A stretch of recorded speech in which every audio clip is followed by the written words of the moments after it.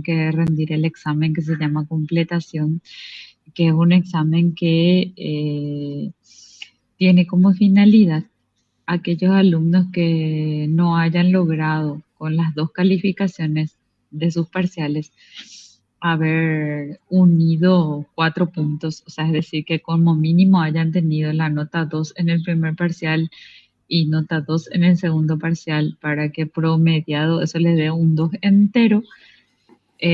Si tenemos un 2 entero, más haber aprobado el trabajo práctico y tener asistencia, nos da la posibilidad de poder rendir el examen final. Sin embargo, aquí vamos a suponer que en el primer examen yo logré obtener la nota 1 y eso ameritaba que yo tenga que sacar una nota 3 en el examen final, ¿verdad? Perdón, en el examen de la segunda parcial para que pueda promediar, pero no pude, apenas saqué un 2. Entonces 1 más 2 me da 3 y por ende no llego al 4 y no tengo un promedio absoluto. Y así, cuando ocurren esas cosas, es que el sistema de evaluación le da al estudiante la posibilidad de presentarse a un examen que en la facultad se llama examen de completación. Ese examen de completación significa que yo me puedo presentar a ese examen por única vez y ese examen va a coincidir con el primer o segundo llamado del examen final. Y al presentarme en ese examen yo tengo que obtener la nota 2 como mínimo. Si me vuelvo a aplazar, automáticamente recurso esa asignatura. El examen de completación es solamente tiene una oportunidad y si repruebo, tengo que recursar la asignatura. ¿Sí? Así que eso no se olviden, les explico bien porque a veces es un examen que suele crear mucha confusión en el estudiantado y como ustedes por primera vez van a tener esa posibilidad de manejar esos datos, entonces les explico para que ustedes manejen información y sepan que si no lograron promediar las notas entre el primer parcial y el segundo parcial, que tienen esa oportunidad del examen de completación, ¿sí? Bueno, eh, por lo que veo me quedé congelada. Ok. Eh,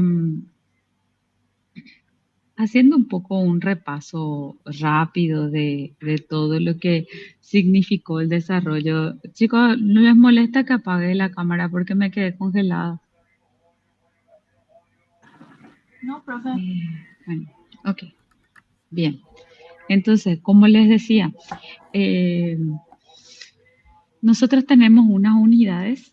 Dentro de esas unidades, en la primera unidad habíamos hablado o nos habíamos referido a que era la didáctica y habíamos dicho que era una ciencia que se encargaba justamente de poder desarrollar los procesos de enseñanza-aprendizaje, que garantizaba la utilización de ciertos elementos que forman partes esenciales para poder desarrollar y gestionar un buen aprendizaje, ¿verdad?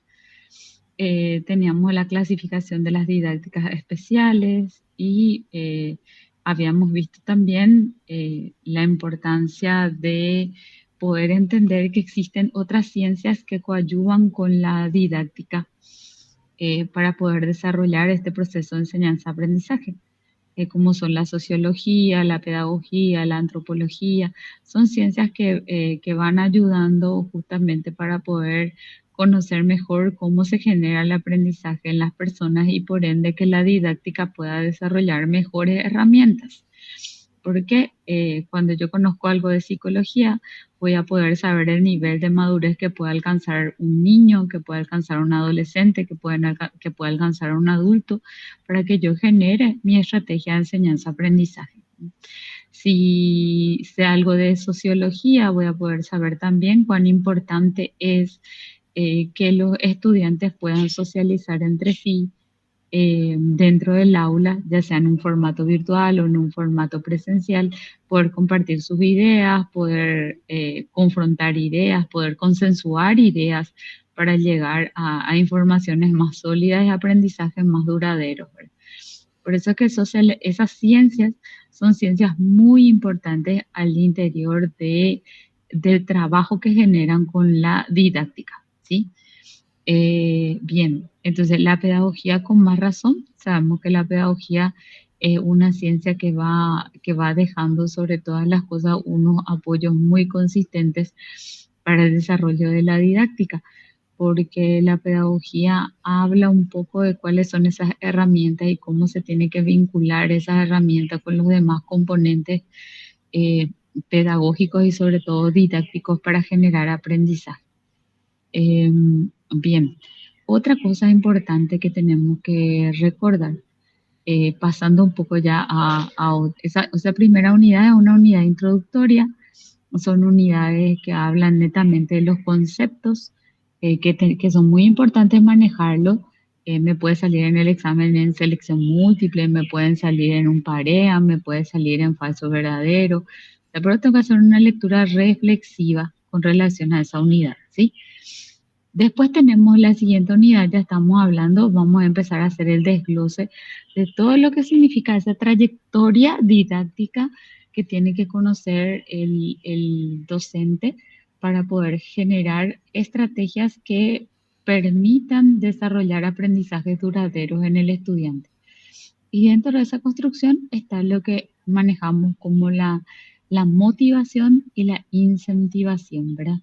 O sea, sabemos que la motivación es aquello que está dentro de una misma persona, aquello que le mueve, aquello que permite que uno siga poniendo su mayor esfuerzo para poder generar el proceso de aprendizaje. Ustedes en este tiempo tan pesado como suele ser la segunda parcial, habrán trabajado mucho y sobre todo con aquello que les motiva a ustedes, o sea, con esa fuerza interior que ustedes necesitaban tener más presente más que nunca para poder salir adelante, ¿verdad? Porque soy consciente que a veces en estos meses de octubre a uno se le suma todas las tareas que tenía que haber hecho y que no hizo y que las tiene que hacer en última hora, se le suma todo, y no solo de mi materia, sino de muchas otras materias, se les suman con otros exámenes, se les suma con el trabajo que ustedes realizan, porque la mayoría son estudiantes y trabajadores a la vez para poder mantenerse, ¿verdad? Y mantener a sus familias, ayudar a sus familias también. Entonces son momentos difíciles que el estudiante pasa dentro de la universidad. Y aquello que nos mueve y que nos impulsa es esa convicción que cada uno de nosotros tenemos de por qué estamos tomando esta carrera y con qué finalidad estamos tomando esta carrera, ¿verdad? Con la finalidad de llegar a ser licenciados, con la finalidad de poder generar un puestos de trabajo más seguros, con la finalidad de poder contribuir con la formación de la sociedad, con la finalidad de poder también garantizar una estructura de trabajo que me permita pensar en una futura jubilación, por ejemplo, ¿verdad? Entonces, son elementos que a uno le va moviendo la posibilidad de poder seguir avanzando a pesar de las dificultades. La motivación, como dijimos, es esa mirada interna. Y la incentivación es todo aquello que está por fuera. O sea, ¿qué cosas podrían estar por fuera? Que a mí me prometan un puesto de trabajo, por ejemplo. Me digan, si logras ser licenciado, tenés un puesto seguro en X sitio. Entonces eso a mí me mueve desde afuera para que yo trabaje mi voluntad y pueda construir mejores resultados dentro de mi aprendizaje, ¿sí? O puede haber otro tipo de motivaciones que están fuera, que no corresponden a la decisión que cada uno tome, sino a lo que el entorno le pueda generar con la adquisición de ese nuevo título, por ejemplo, ¿verdad? Entonces, esa motivación intrínseca, esa motivación extrínseca, que justamente viene de la mano con lo que es la incentivación, ¿verdad? Esa incentivación que siempre es externa cuando tu papá o tu mamá te dice, mira, si vos verdaderamente querés estudiar, yo te voy a apoyar y vamos a hacer los mayores esfuerzos. Yo creo que todos los que con mucho esfuerzo llegamos a estar dentro de la universidad, recordamos algunas palabras de nuestros seres queridos, pueden ser nuestros padres, pueden ser nuestros hermanos, pueden ser nuestros abuelos, pueden ser nuestros tíos, alguna persona que haya marcado nuestra estadía dentro de la universidad, ¿verdad? En mi caso, por ejemplo, yo hasta ahora recuerdo cuando un papá me sentó y me dijo, mira, mi hija, las cosas no están muy bien económicamente, pero si vos querés estudiar, nosotros vamos a hacer el esfuerzo por vos y vamos a ver cómo avanzamos y cómo salimos adelante, pero vos tenés que estar convencida de lo que querés y nosotros te vamos a apoyar, ¿verdad? Y esas palabras fueron palabras que a mí siempre me sostuvieron en el tiempo donde las cosas parecían difíciles, porque a todos nos pasa que en algún momento uno dice, ay, no, yo ya no quiero seguir, estoy cansada, ya no voy. Y sin embargo, esos empujones que recordamos y que calaron muy hondo en nuestros sentimientos son nuestras motivaciones muy fuertes, son nuestros empujes hacia la voluntad para seguir progresando, ¿verdad? Y la educación no está ajena a eso, no está exenta a eso, porque es lo que es el motor impulsor, o sea, cada realidad individual que cada uno de ustedes tiene, con, con todo lo que signifique sus dificultades, con todo lo que signifique la posibilidad de contar con muchísimas posibilidades para seguir adelante o que no tengan la necesidad de trabajar a la par. O bueno, y que tengan la confianza de sus seres queridos. Esos son elementos que sostienen al estudiante dentro de la universidad y que y que forman parte de nuestra motivación intrínseca, o sea, de ese que vos decís, yo hago porque tengo que retribuir a esto que alguna vez, a esta confianza que alguna vez depositaron en mí, y esa confianza que depositaron en mí ya es un incentivo que está fuera de mí, ya es algo extrínseco, pero que llegó hasta mí y que caló hondo en mi persona, ¿verdad? O sea, no fui yo la que dije, fue otra persona la que me dijo, pero esa recepción que yo hice de esa información externa es la que sostiene mi desarrollo de trabajo, ¿sí? Entonces eso es muy importante siempre tener presente que en educación esos modelos que vamos recibiendo de los adultos o de las personas que nos aprecian y que quieren que nosotros sigamos progresando, son un poco el elemento clave para poder sostenernos a lo largo del tiempo y que forman parte, por un lado, de nuestra motivación y por otro lado, que son nuestro incentivo externo, por supuesto, para poder seguir progresando, porque desde lo interno queremos responder a ese estímulo externo que confía en nosotros. Eh, Posteriormente a esa idea, tenemos que hablar un poco de otro elemento muy importante, pasando ya también a otras informaciones muy importantes, que ya hablando de lo que significa justamente el concepto de educación, que es este proceso a través del cual uno va forjando eh, toda aquella habilidad, aquella capacidad de conocer nuevas informaciones, de poder fortalecerse como una persona que va creciendo en todos los órdenes. Eh, Eso es muy importante, entender que la educación es un legado externo que llega hasta nosotros y que nosotros hacemos una apropiación interna de esa información a través del proceso de enseñanza-aprendizaje, ¿verdad? Eso es muy importante tenerlo bien presente, que la educación es un proceso social que nos permite seguir creciendo tanto individualmente y como sociedad. ¿Mm? Y dentro de esas construcciones también tenemos que saber que si estamos hablando del aprendizaje, que el aprendizaje es básicamente la posibilidad de entender que en el ser humano que aprende se va a generar un cambio de conducta, un cambio de actitud, una mirada diferente hacia eso que antes no sabía, pero que ahora ya sabe.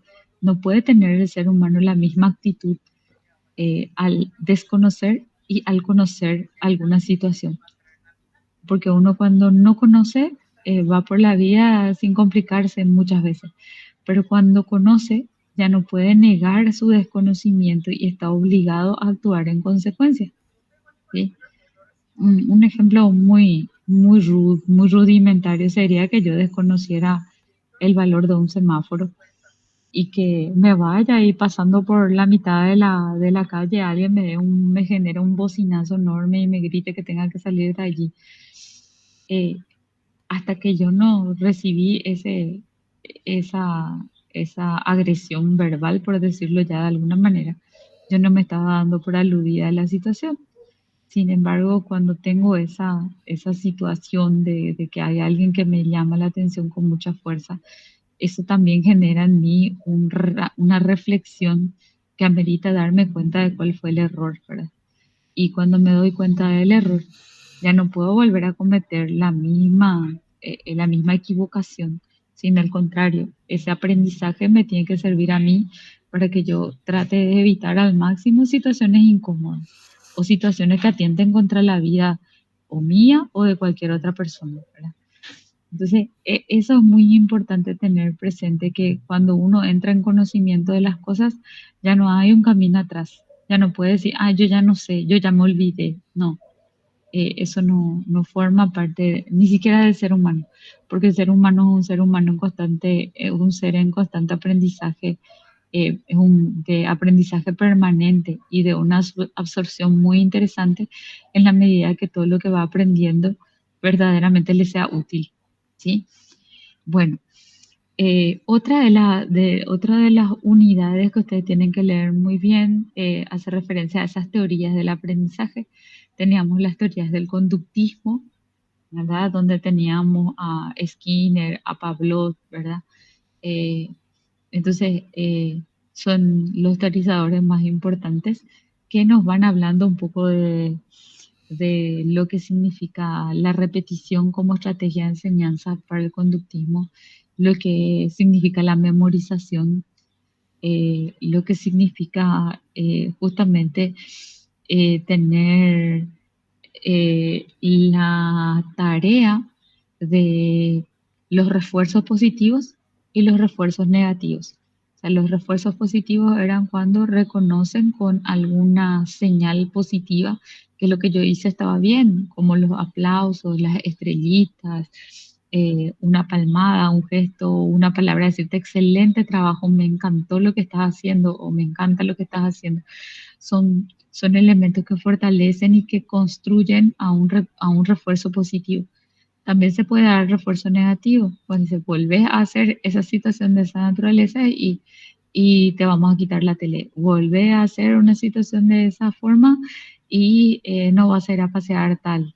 Vuelve a hacer situaciones así y te voy a pegar. Esas son las tres instancias así bastante fuertes que forman parte de un refuerzo negativo. O también en la costumbre que tenía el conductismo era volver a repetir 100 veces, escribir en el cuaderno, no vuelvo a hacer tal cosa, ¿verdad? Que ustedes lo habrán visto en esta sátira de Los Simpson, cuando hace referencia a que Bart está en la escuela y Bart dice, no voy a volver a faltar al respeto a los mayores, y se ve en la pizarra que ella escribió 100 veces y apenas deja la tiza en el lugar de la pizarra y ya dice de vuelta algo que va a ser ofensivo para los docentes, ¿verdad? Entonces esa es una crítica muy interesante que plantea Los Simpson, porque dice, ah, yo digo nomás, pero de lo que yo digo a lo que yo hago hay una gran diferencia. Entonces eso es lo que nos muestra, de eso se burla justamente esta película o esta serie de la educación, porque ustedes recuerdan cómo era el nombre del director de Los Simpson, el director de la escuela de Los Simpson, Skinner. y les resulta familiar el apellido Skinner. Sí, profe. Sí, profe. ¿Quién era Skinner dentro de la educación? Era el padre del conductismo. Conductismo. Sí, es el padre del conductismo, el padre del conductismo organizado, sistematizado, porque en realidad el que creó todo esto fue Iván Pavlov, el que hizo los primeros experimentos con las ratas, donde decía que las ratas tenían ciertos comportamientos que eran reproducidos en circunstancias específicas. Y él empezó a hacer esos experimentos con ella, y después aquello también se llevó al proceso de enseñanza-aprendizaje dentro del aula, ¿verdad? En donde él decía que si le sometes a los estudiantes en ciertos estímulos vas a obtener tales o cuales resultados también. y que no deja de ser cierto, o sea, tiene su grado de verdad, pero como única herramienta de trabajo no es suficiente, ¿sí? Bueno, entonces no quiero que se olviden en ese punto, en esa unidad, quiero que por favor le estudien a los conductistas, le estudien a los constructivistas, le estudien a los sociocognitivistas, ¿verdad? Que son grandes representantes del modelo de enseñanza-aprendizaje que ustedes tienen que conocer, ¿sí? No se olviden de Piaget, no se olviden de Skinner, no se olviden de Pavlov, ¿verdad? Que son teorizadores muy importantes. Uno es de, otro de los autores también que no tienen que olvidar es a Brunner y a Vygotsky y a Ausubel, ¿verdad? Que son los representantes dentro del constructivismo, un poco los más famosos y los más representativos a nivel actual, en el sentido que todavía su teoría deja mucha generación de aprendizaje para nosotros.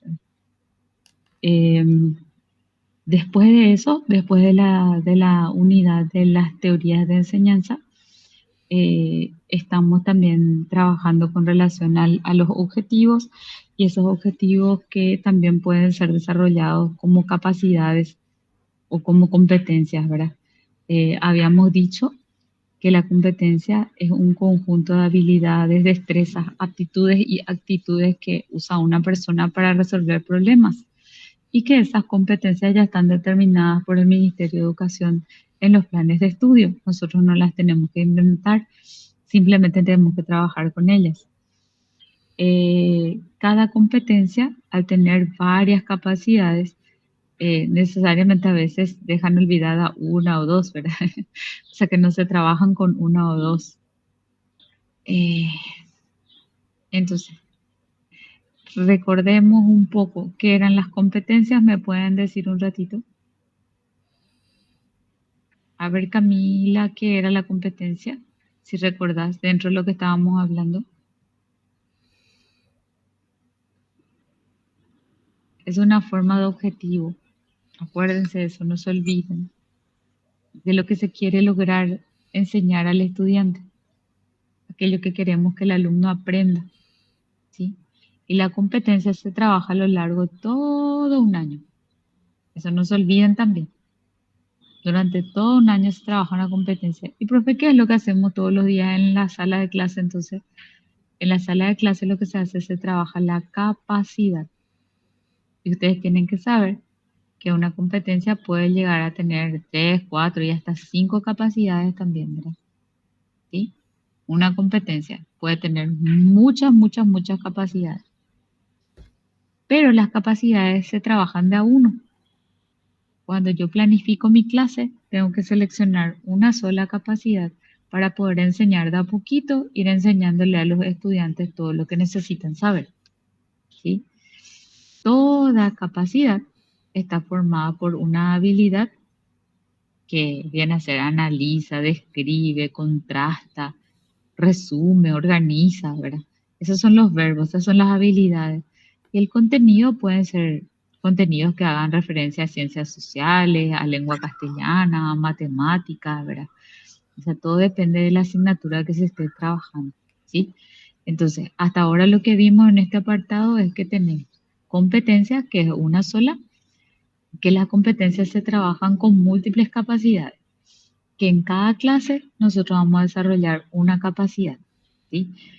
Y las capacidades a su vez se ven su logro a través del desarrollo de los indicadores. Cada capacidad se desglosa a través en aproximadamente 3 a 5 indicadores como mínimo. Porque los indicadores que son conductas observables que el estudiante, en este caso el docente, tiene que saber qué hizo bien y qué hizo mal. ¿Sí? Entonces eso es muy importante tenerlo presente. También es importante recordar que el siguiente elemento didáctico, acuérdense que ya trabajamos el componente de las competencias, trabajamos el componente de las capacidades e indicadores, ¿verdad? Y ahora vamos a hablar un poco de otro componente súper importante, aparte de esto, usted tiene que saber que también que las competencias, las capacidades y los indicadores en su naturaleza son también objetivos, pero que tienen otra denominación. ¿Por qué son? Y van a decir, profe, ¿por qué es un objetivo? Porque es algo que se quiere lograr. Todos los objetivos pues son cosas que queremos lograr. Pero estos objetivos están escritos en función de competencias. Es decir, que hablamos de habilidades un poco más complejas que queremos que los estudiantes desarrollen. ¿Sí? Bueno, preguntas hasta aquí. Todo quedó claro, ya se durmieron, ya se fueron, me dejaron su redondito. ¿Cómo estamos?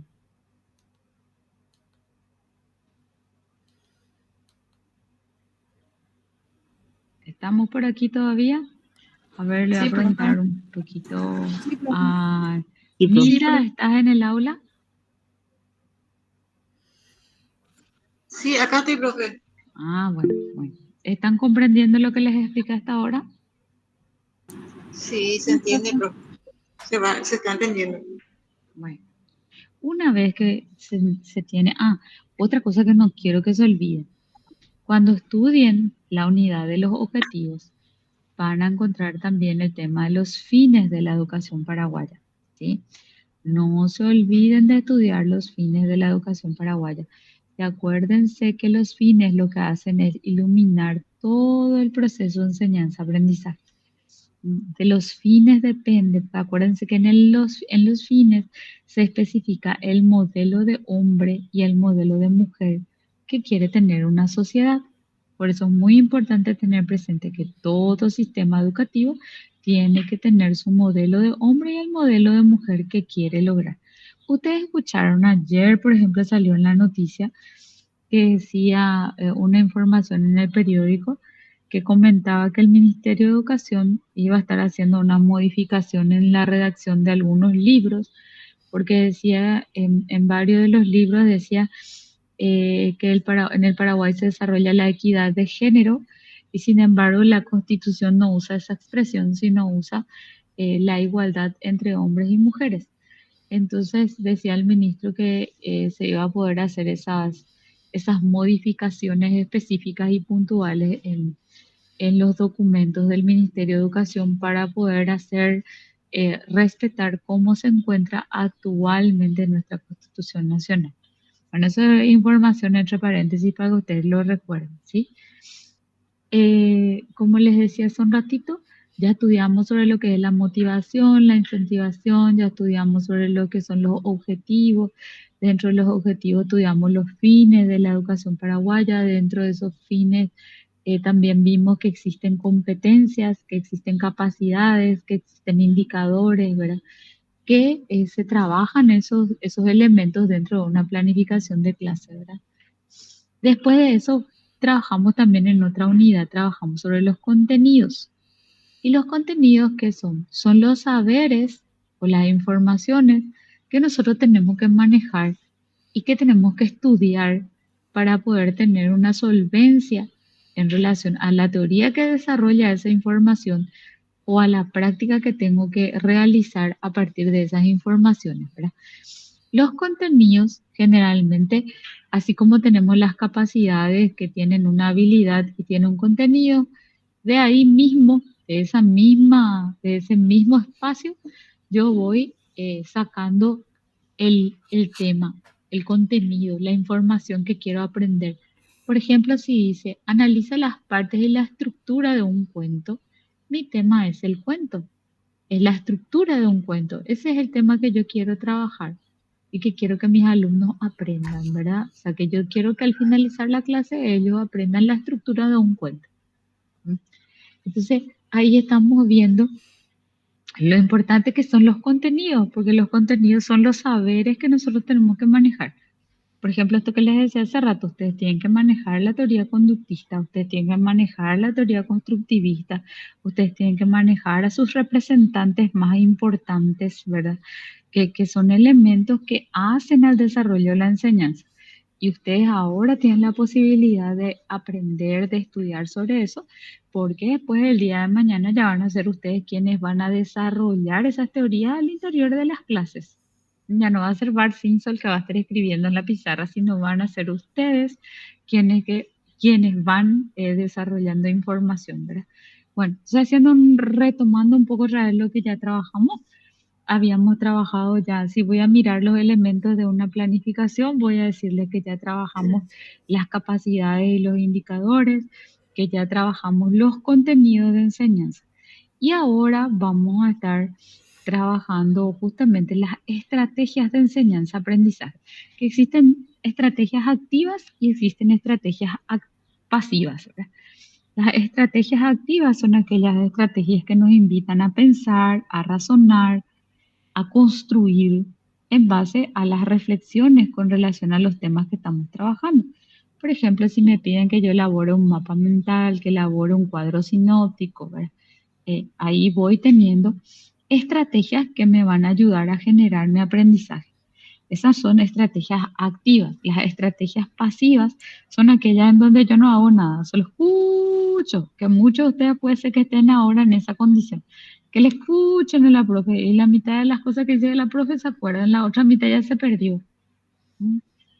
Y otros pueden estar tomando apuntes también mientras la profe habla y eso también es una de las formas de tener un aprendizaje activo, porque voy prestando atención y voy anotando aquellas ideas que a mí me parecen más relevantes, ¿sí? Bueno, entonces las estrategias de enseñanza podemos hablar de desarrollar debates en el aula, de desarrollar algunos juegos cooperativos, de desarrollar alguna situación competitiva, ¿verdad? De hacer equipos de trabajo, de generar preguntas para cada equipo y el que conteste bien vaya sumando puntos y después vemos quién gana. O sea, todo ese tipo de trabajo lo podemos estar estableciendo dentro del proceso de enseñanza-aprendizaje. Pero siempre, siempre, siempre esas estrategias tienen que estar vinculadas con mis capacidades que yo quiero lograr. No es que yo en mi planificación voy a tener la capacidad por un lado, los indicadores por otro lado, los temas por otro lado, el proceso de enseñanza-aprendizaje por otro lado, las estrategias de evaluación por otro lado. No, yo tengo que tener todo en un mismo hilo conductor, ¿verdad?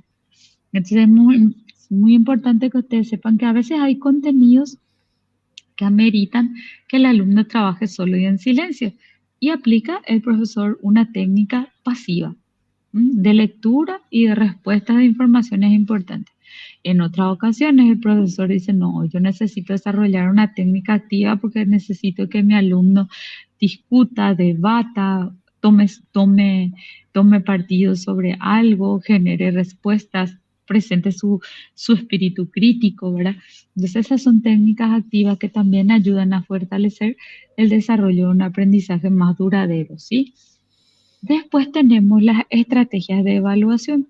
Sabemos que las estrategias de evaluación dentro de una clase están dadas por las actividades evaluativas. Yo le puedo dar un ejercitario, le puedo dar de vuelta unas preguntas y respuestas que él va a completar, puedo hacer con ellos una experiencia práctica, o sea, todo depende del tema que estoy trabajando con ellos para el desarrollo de la evaluación. Existen también, y esto ustedes ya lo saben, pero les refresco la memoria porque es importante que lo recuerden, que existen también evaluaciones diagnósticas, formativas y sumativas. Eso se da en la escuela, se da en el colegio y ahora también ya se tiene que dar en la universidad. Porque el docente necesita saber que ya sabe su alumno para en base a eso empezar a explicar nuevamente algo más profundo y no estar reiterando siempre algo que el alumno ya sabía, ¿sí? Entonces eso es muy importante tener presente que también nosotros necesitamos desarrollar una prueba diagnóstica para poder saber qué sabe nuestro alumno y qué no sabe. Otra de las pruebas que se pueden desarrollar dentro de los procesos de enseñanza, son las pruebas formativas. Las pruebas formativas, ¿qué hacen? Lo que hacen es justamente medir qué grado de sabiduría ya tienen los estudiantes que están en esa clase. Y no tienen puntos adicionales. O sea, solamente a los efectos de saber si el alumno sabe mucho, sabe poco o no sabe nada. Y el alumno allí dice, ay, mira, me olvidé de poner tal cosa. Yo sabía que era importante y para la siguiente vez ese algo importante ya no se va a olvidar que tiene que poner, porque le va a estar diciendo ahí su cabecita, acordate, no te olvides, no te olvides, no te olvides. Después de eso, habíamos visto que también existe la evaluación sumativa. Dentro de la evaluación sumativa, ustedes saben que ahí sí, todos los puntos son muy valiosos para que después me puedan dar la calificación que obtuve de acuerdo a todos mis trabajos de proceso que realicé, que puede ser una calificación de excelente, bueno, muy bueno, o puede ser varios puntos, dependerá de cómo se evalúe, ¿sí? Como les decía, y acuérdense, son 3 tipos de pruebas.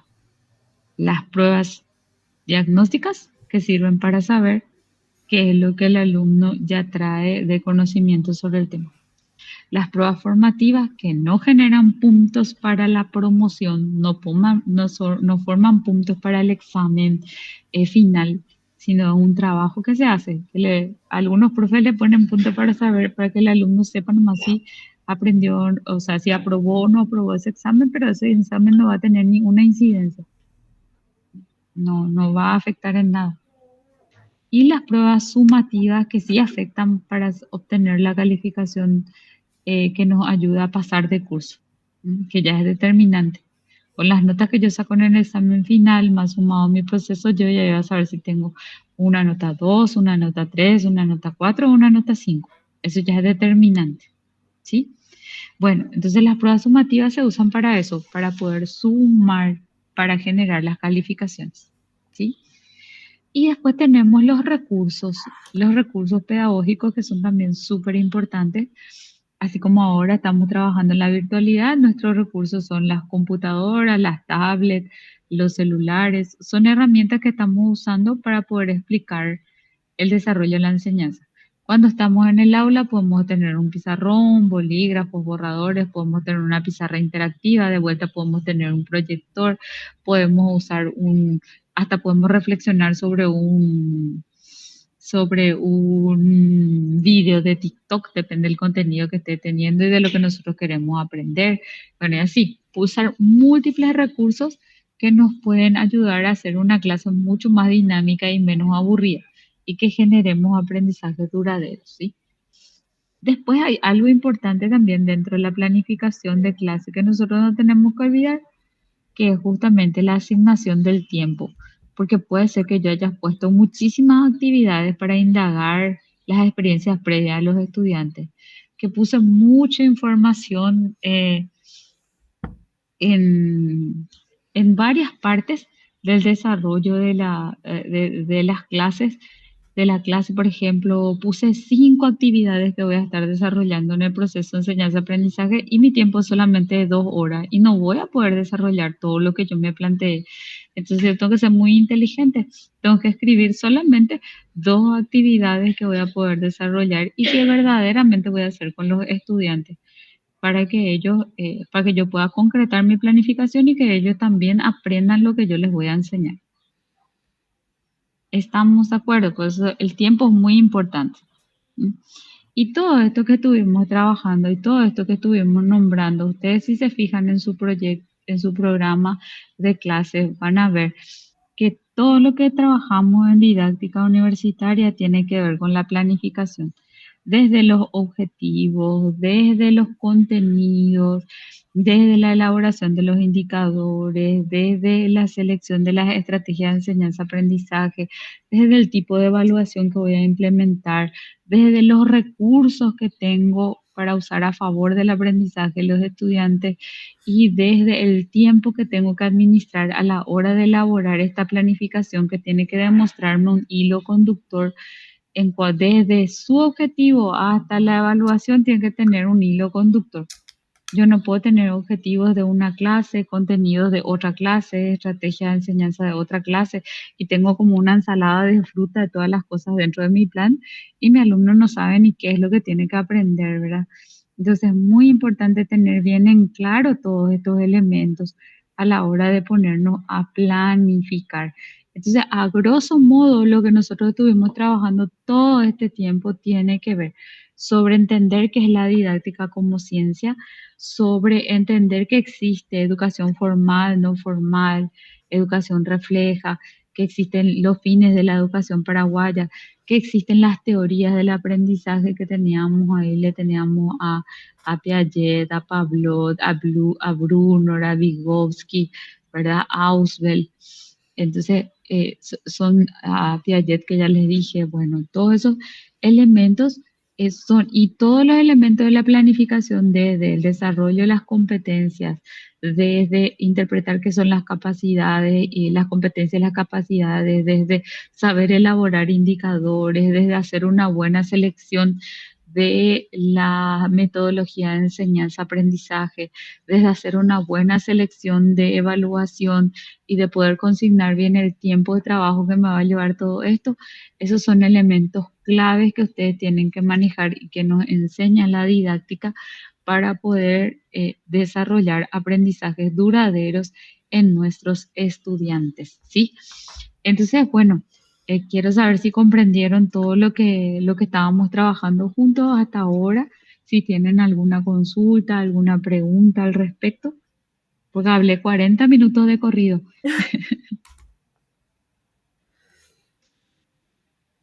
Erika, ¿quedó claro lo que estaba explicando?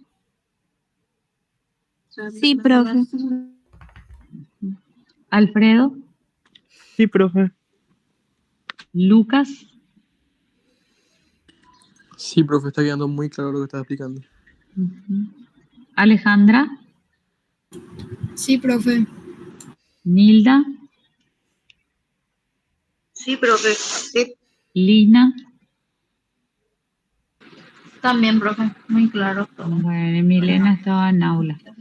Bueno, y alguien más me falta. Víctor. Sí, profe, yo recién ingresé, desde la parte de evaluación seguí el hilo de la clase. Estuvimos haciendo un repaso de todas las unidades de nuestra clase, Víctor. ¿Sí? Ah, dale, voy a verlo después de la grabación. Sin problema. Bueno, bueno, y eso es un poco todo el panorama sobre el cual ustedes tienen que generar mucha lectura. Vuelvo a decirles, no me gustaría que lean solamente un día antes, que por lo menos traten de empezar su lectura una semana antes del examen para poder asimilar verdaderamente cada uno de los materiales que tienen que leer. Eso es muy importante, porque a veces cuando ocurren las confusiones, cuando leemos toda última hora, todo apurado y todos los conceptos se nos mezclan todo en la cabeza, y ahí generalmente eso hace que tengamos un fracaso en el resultado después, ¿sí? Y eso no me gustaría que vuelva a suceder. ¿M? Ya tuvimos una experiencia que no fue muy agradable, entonces ahora es momento de dedicar el tiempo para poder estudiar y estudiar bien, ¿sí?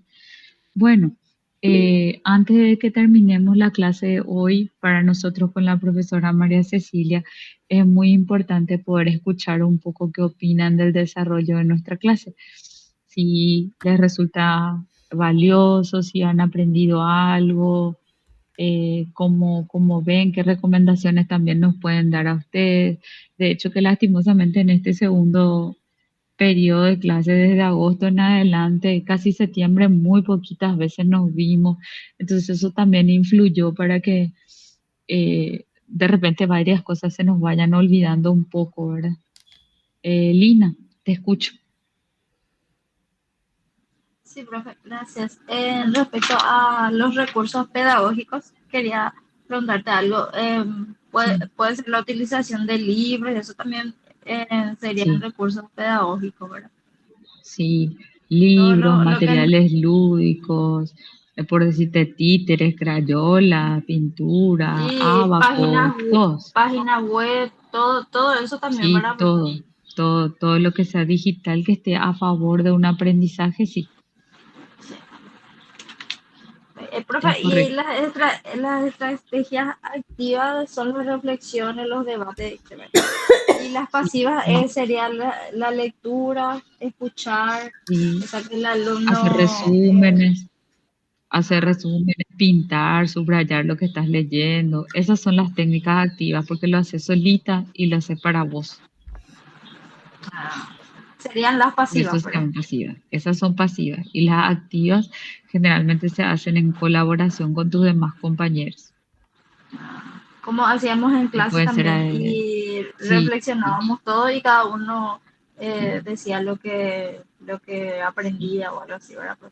sí, sí, hacer debate, hacer hacer, resolver problemas, que discutan ahí entre sus compañeros para tomar la mejor solución a ese problema, el análisis de una situación que lo puedan hacer de dos o más compañeros, o sea, todo eso son técnicas activas. Hay un montón de técnicas activas que podemos mencionar. Está la técnica de las archipiélagos. ¿Se acuerdan que siempre cuando empezábamos la clase nosotros tratábamos de hacer una dinámica que a ustedes les despierte el trabajo en equipo o haga que ustedes puedan estar más activos a la hora de desarrollar la clase? Todo eso son técnicas activas de enseñanza. Sí, profe. Muchísimas gracias. No, a ti, a ti, a ti. Bueno, y ahora sí, sí podemos hablar un poco sobre lo que significó la clase. Erika,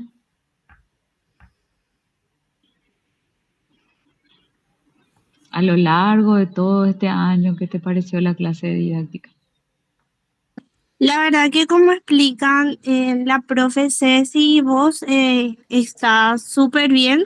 Sabemos que es una materia bastante largo y capaz algunas cosas pueden llegar a confundir, pero siempre se dieron a explicar de la manera mejor, mejor posible.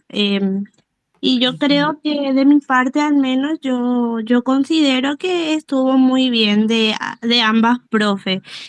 Tanto de manera presencial como virtual, siempre se comprendió muy bien sus clases. Gracias, Erika. Alfredo, Y la verdad que este año yo tuve la suerte de ser mucho más participativo, cosa que yo anteriormente no podía por temas personales y etcétera, pero a lo largo de todo este año y las clases fui entendiendo mucho mejor. Hay cosas que aún me cuestan, pero le voy tomando el hilo y la verdad que les entiendo mucho mejor ahora a ustedes dos, profe. ujú, bien, gracias, Alfredo. Lucas,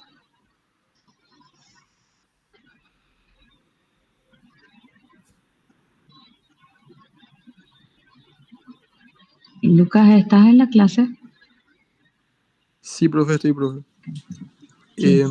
Con respecto a las clases que tuvimos en el año, muy bien todo, profe, tu planificación, la manera en que nos enseñabas, lo de la motivación intrínseca y demás. No hay nada que agregar a eso. Solamente como dijiste vos, que en este segundo parcial tuvimos bastantes clases que perdimos lastimosamente, pero se pudo recuperar gracias a las explicaciones de las profesoras de ambas profes. Gracias, Lucas. Milena estaba en el trabajo. Camila, Hola, profe, ¿qué tal?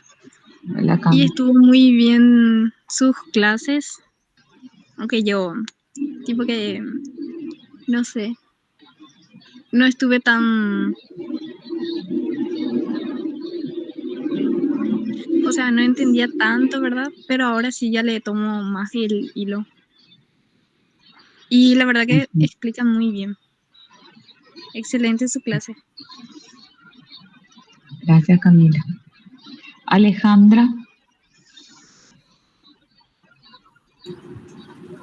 Para mí, durante el año, o sea, yo nada más quiero decir que gracias a las dos profes por enseñarnos durante todo el año y de la mejor forma posible para facilitarnos y simplificar todo así como ustedes enseñan.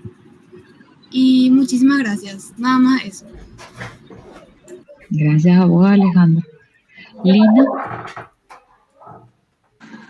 Sí, profe. Y la verdad que a mí siempre me gustó la clase, tanto tu clase como la clase de la profe María Cecilia.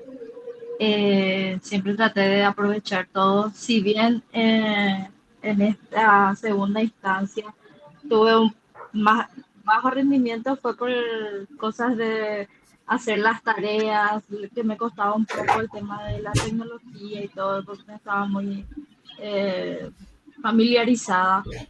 Y eso fue lo que me costó, pero no tiene nada que ver con la clase de ustedes, o sea, cómo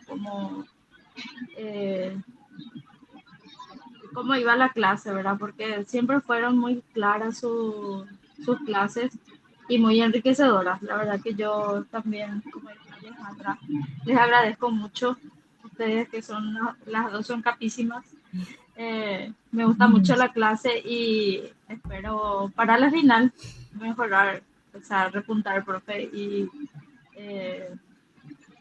para, para tener mejor rendimiento, ¿verdad? O sea, me voy a esforzar un poco, me voy a esforzar más porque yo sé que esta mi calificación se debe a que no hice tanto esfuerzo para lograr, ¿verdad? Pero que ahora para la final sí, profe, voy a poner todo Bueno, ya de mí. muy bien.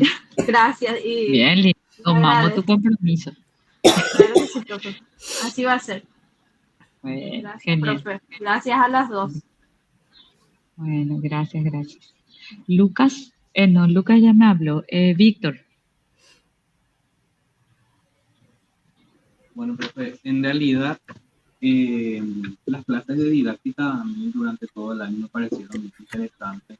Las explicaciones que dieron, las clases fueron bastante claras, con ejemplos prácticos, las comparaciones que hacían, todas las diferentes teorías que nosotros teníamos que conocer y especialmente, ¿verdad?, la forma de planificación, porque cada unidad, cada desarrollo que realizábamos venía con una guía didáctica de actividades que yo creo que nos ayudó bastante a leer los materiales y revisar un poco los contenidos que se hagan también en la plataforma.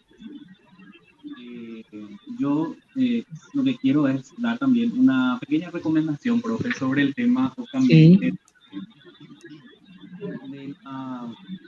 de la cantidad de materiales que nosotros usamos en la plataforma, porque veo que si bien todos los materiales son súper interesantes, yo creo que se podría un poco priorizar así los materiales que son esenciales para, no sé cómo decirlo, para evitar, digamos, el exceso que nos pueda dispersar del tema central de lo que nosotros tenemos que aprender en la materia en sí, ¿verdad? Y obviamente, ¿verdad? Es interesante tener los materiales de lectura. Ya sé que estamos en la universidad y que eso significa que tenemos que leer muchísimos materiales, pero en este caso yo creo que se podría un poco priorizar así los materiales esenciales y que sean funcionales a lo que nosotros sí o sí tenemos que aprender y para no dispersar un poco nuestra atención. Lo que yo puedo decir, vamos a mirar de vuelta, porque de hecho que esta estructura es un poco la estructura que en principio nos habían pedido cuando migramos todo de la presencialidad a la virtualidad y la facultad dejó como taxativo todos estos tipos de materiales que nosotros subimos, por eso que van a ver que hay una cantidad interesante de material, si bien todo apunta al mismo aprendizaje. Agradezco mucho esa mirada y vamos a estar haciendo una revisión para años posteriores también. Muchas gracias. gracias a vos, profe, y a mí realmente me encantan las explicaciones tanto de la profe Ceci y también las explicaciones que usted da en la clase, y yo creo que eso aporta muchísimo en todo este tiempo a nuestro crecimiento y nuestro aprendizaje en las clases de didáctica. Gracias, Víctor. Muchas, muchas gracias. Nilda. Sí, aquí estoy, profe. Sí.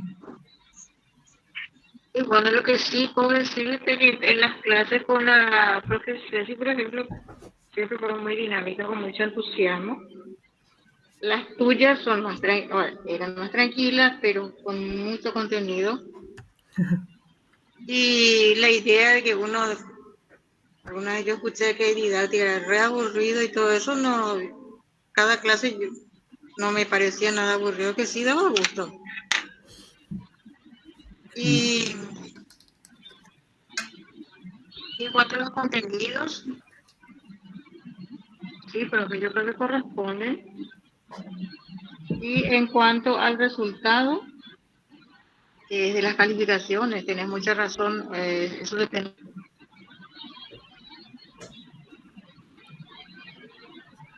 Y también darles las gracias. Muchísimas gracias por todo lo que ustedes volcaron, por todo el conocimiento que nos dieron durante el año. Bueno, gracias a ti, Nilda, y a cada uno. Verdaderamente esto lo solíamos conversar con la profesora Cecilia, que en cada uno de ustedes vimos durante las clases que demostraban mucha atención, que había una dedicación importante, que siempre formaron parte de las clases, que estuvieron activos, que siempre dijeron sí a todas las propuestas de trabajo que nosotros les pedíamos dentro del aula. Tienen como grupo una predisposición bastante positiva para construir el aprendizaje, y eso se valora, ¿verdad? O sea, de mi parte, yo les puedo decir que mucho tiempo volví a tener un primer curso con mucha predisposición y con mucha voluntad de aprender con cada cosa que íbamos desarrollando dentro del aula, ¿verdad? Y eso es muy importante, y les quiero animar a que no lo pierdan, no por pasar de curso de repente que ya también el ánimo de ustedes decaiga, sino que al contrario se vuelva mucho más fuerte, que se fortalezca, que se vuelva ese espíritu de razonamiento, de contrastar la teoría con la realidad, se vuelva más agudo en la medida que ustedes vayan pasando en los años, ¿verdad? Y que cuando nos encontremos en el cuarto curso nuevamente, si Dios así lo permite, podamos tener de ustedes una experiencia muy fortalecida dentro de todos los procesos de educación que van a ir generando en estos años que les va a corresponder vivir. Entonces, de mi parte, darles las muchas gracias por esa predisposición positiva y por ese espíritu de construyamos juntos y queremos hacer cosas nuevas. Eso era lo que yo sentía con ustedes, así que ahora le cedo la palabra a la profesora Cecilia, porque ella también pueda expresar un poco su sentir con relación a este año de trabajo. Sí, muy buenas noches, profe, muy buenas noches a todos. Comparto plenamente lo que dice la profe, cierto, yo constantemente le dije varias veces que era muy lindo el grupo porque todos participan, tanto de manera presencial como virtual. Ahora cuando les pregunto a la profe cosas o cuando yo, por ejemplo, digo Nilda o digo Camila, siempre están respondiendo y eso es porque hay un interés también de parte de ustedes. Entonces también darles las muchas gracias por todas las atenciones que nos han dado a lo largo del año. Muy pocas veces han faltado, siempre estuvieron ahora. Yo creo que eso es también un poco reconocerles a ustedes todo el esfuerzo que estuvieron haciendo para estar en el aula, ¿verdad? Entonces, nada más que eso. Agradecerles, les deseo muchos éxitos, tanto para los exámenes finales como para los posteriores años que vienen en la carrera y que estamos a las órdenes siempre, ¿verdad? Un abrazo a cada uno.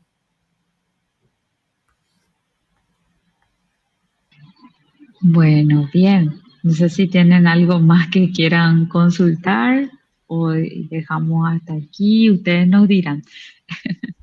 Gracias por los emoticones.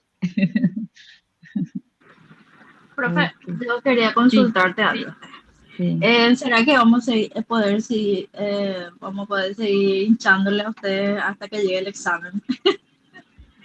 ¿En Por qué, cualquier en qué sentido? consulta, en el ¿En sentido qué de sentido? consulta sobre la asignatura. Ah, sí, de hacer preguntas, de cosas que no les queden claras, sí. Pueden seguir haciendo las preguntas. En eso no hay inconveniente. Gracias, profe. sobre No, los no esperen contenidos. una respuesta así al toque que ya nos preguntaban, ya le di respuesta porque estamos en 1000 cosas, entonces a veces tardamos un poco en responder, pero la respuesta va a llegar.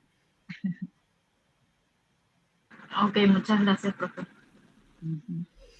Bueno, muy bien. Muchas gracias a ustedes también. Y bueno, vamos a seguir en comunicación, ¿sí? Un gran abrazo, que tengan un excelente resto de jornada y a seguir avanzando en este mundo de la educación que empezamos y debemos seguir fortaleciendo porque queremos construir una sociedad mejor para nosotros, para nuestros hijos y para nuestros seres queridos. Así que muchas gracias. Muchas gracias a ustedes, profe.